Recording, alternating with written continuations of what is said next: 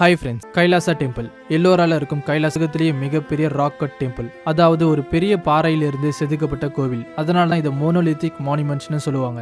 மகாராஷ்டிரால இருக்கும் இதில் ஒரு தனித்துவமான கோவிலா சொல்லப்படுது. ஏன்னா பொதுவாக மோனோலித்திக் மானுமெண்ட்ஸ்ல கட்டிங் டெக்னிக்கை பயன்படுத்துவாங்க. இதுக்கு அர்த்தம் வெளியிலிருந்து உள்பக்கம் செதுக்குவாங்க. ஆனா இந்த கைலாசா கோவில கட் அவுட், அதாவது உள்ள இருந்து வெளிப்புறம் செதுக்கிற டெக்னிக்கை பயன்படுத்தினாங்க. ஒரு பெரிய கல் ரொம்ப கவனமா செதுக்கி இந்த அளவுக்கு ஒரு அற்புதமான கட்டமைப்பு உருவாக்கப்பட்டது. அது மட்டும் இல்ல, இந்த கோவிலோட சுவற்றில் நிறைய சிக்கலான சிற்பங்களும் செதுக்கப்பட்டிருக்கு. இந்த அளவுக்கு கடினமான ஒரு கட்டமைப்பை உருவாக்க அவங்க வெறும் சுத்தி உளி மட்டும் தான் பயன்படுத்தியதா ஆராய்ச்சியாளர்கள் நம்புறாங்க.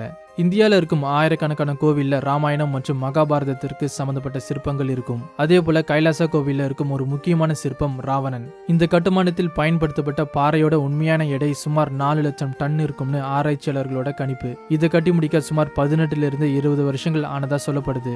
அந்த காலகட்டத்திலேயே ஆயிரக்கணக்கான மக்கள் பல நாட்கள் கஷ்டப்பட்டு இந்த அற்புதமான கட்டமைப்பை உருவாக்குனாங்க. இது கேட்க பயங்கர ஆச்சரியமா இருந்தாலும் இதுதான். தொடர்ந்து இந்த மாதிரி நிறைய இன்ட்ரெஸ்டிங்கான வீடியோஸை பார்க்க நம்ம சேனலை சப்ஸ்கிரைப் பண்ணி அந்த நோட்டிபிகேஷன் பெல்ல ஆல்ல செட் பண்ணிக்கோங்க.